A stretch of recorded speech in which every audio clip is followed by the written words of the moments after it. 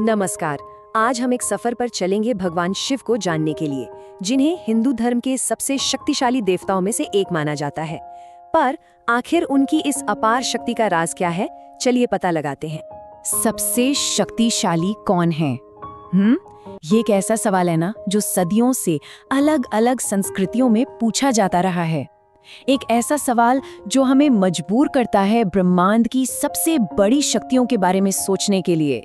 तो भगवान शिव की शक्ति और उनके स्वभाव को गहराई से समझने के लिए हम इस पूरे सफर को 5 हिस्सों में देखेंगे। तो चलिए पहले हिस्से से शुरू करते हैं। देखिए, इस सवाल का कोई एक सीधा साधा जवाब नहीं है, लेकिन हाँ, हिंदू त्रिमूर्ति के जरिए हमें ब्रह्मांड के इन शक्तियों को समझने का एक फ्रेमवर्क जरूर मिलता है। तो ये है त्रिमूर्ति। सबसे पहले ब्रह्मा जी, सृष्टि के रचयिता। फिर आते हैं विष्णु जी, जो सृष्टि का पालन पोषण करते हैं, उसे बनाए रखते हैं। और आखिर में है शिव, जिनकी भूमिका इन सबसे अलग है। वो संहारक भी हैं और परिवर्तक भी। क्योंकि देखिए, संहार का मतलब सिर्फ अंत नहीं होता, बल्कि एक नई शुरुआत के लिए जगह बनाना भी तो होता है। तो अब हमारा पूरा ध्यान शिव पर रहेगा। संहारक के तौर पर उनकी यही भूमिका, यही वो वजह है कि ज्यादातर परंपराएं उन्हें सबसे शक्तिशाली मानती हैं। और यहीं पर हमें सबसे पहला और सबसे बड़ा विरोधाभास देखने को मिलता है। उनके नाम शिव का मतलब होता है कल्याणकारी, शुभ, या जो सबका भला करे। जरा सोचिए, एक संहारक और उनका नाम शुभ, कितना दिलचस्प है ना। उनकी शक्ति की कोई सीमा नहीं है। क्यों? क्योंकि वो महाकाल हैं, मतलब समय और मृत्यु के भी स्वामी। वो उस शक्ति के भी स्वामी हैं जो हर चीज पर, हर किसी पर राज करती है, और वो है समय।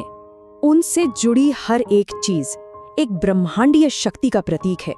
उनका त्रिशूल जो तीनों लोकों में संतुलन बनाए रखता है, उनका डमरू जिससे सृष्टि की पहली ध्वनि निकली, और उनकी तीसरी आंख विनाश की सबसे बड़ी शक्ति। यहाँ तक कि उनका नटराज रूप भी सृष्टि और संहार के इसी ब्रह्मांडीय नृत्य को दिखाता है। चलिए अब शिव के स्वभाव के सबसे दिलचस्प पहलू को समझते हैं कि कैसे इतनी अपार, इतनी भयानक शक्ति होने के बावजूद उनका स्वभाव इतना शांत, इतना सरल है। ये विरोधाभास सच में कमाल का है। देखिए, एक तरफ उनमें पल भर में पूरी सृष्टि को भस्म कर देने की शक्ति है, तो वहीं दूसरी तरफ वो भोलेनाथ हैं, जो बहुत आसानी से प्रसन्न हो जाते हैं।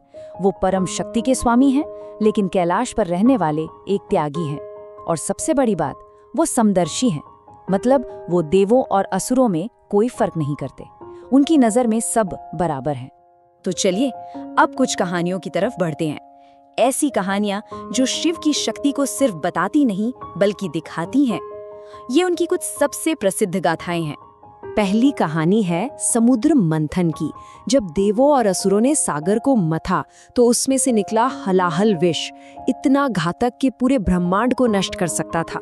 उसे कोई छूने तक को तैयार नहीं था। तब शिव ने पूरी सृष्टि को बचाने के लिए आगे बढ़कर वो सारा विष पी लिया और उसे अपने कंठ में ही रोक लिया। तभी से उनका गला नीला पड़ गया और वो कहलाए नीलकंठ। ये त्याग का सबसे बड़ा उदाहरण है। दूसरी कहानी उनकी बेकाबू शक्ति को दिखाती है। जब प्रेम के देवता कामदेव ने उनकी गहरी तपस्या को भंग करने की कोशिश की, तो शिव ने क्रोध में अपनी तीसरी आंख खोल दी और पलक झपकते ही कामदेव राख में बदल गए। और तीसरी कहानी में उन्होंने एक रक्षक की भूमिका निभाई। जब स्वर्ग से गंगा नदी पृथ्वी पर उतर रही थी, तो उनका वेग इतना तेज था कि पूरी पृथ्वी तबाह हो जाती। तब शिव ने गंगा को अपनी जटाओं में, अपने बालों में बांध लिया और उनके वेग को शांत करके दुनिया को बचा लिया। तो उनकी शक्ति के इन प्रदर्शनों से हटकर अब जरा उनके स्वभाव, उनके परिवार और उनके अस्तित्व के परम सत्य को समझने की कोशिश करते हैं। ये दिलचस्प है कि वो इतने महान तपस्वी होने के साथ साथ एक गृहस्थ भी हैं। उनकी पत्नी है माँ पार्वती, जो खुद शक्ति की देवी हैं। उनके 2 पुत्र हैं, गणेश और कार्तिकेय, और उनका वाहन नंदी बैल धर्म का प्रतीक माना जाता है। वो स्वयंभू हैं। ये एक शब्द उनके अस्तित्व का पूरा सच बयां कर देता है। पर आखिर इसका मतलब क्या है? स्वयंभू, इसका मतलब है जो खुद से बना हो या जिसका जन्म न हुआ हो।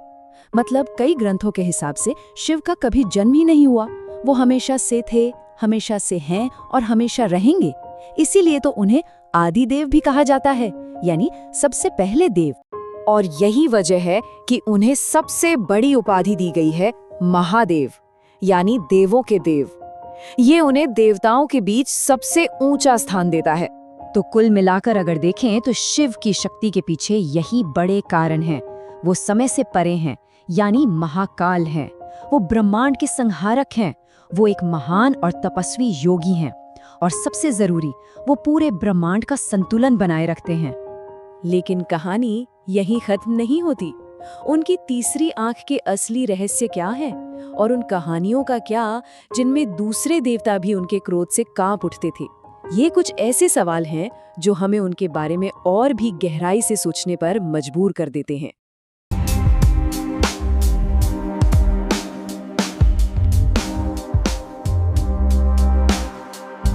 इस कुरकुरी आवाज को सुनो, गीलापन महसूस करो,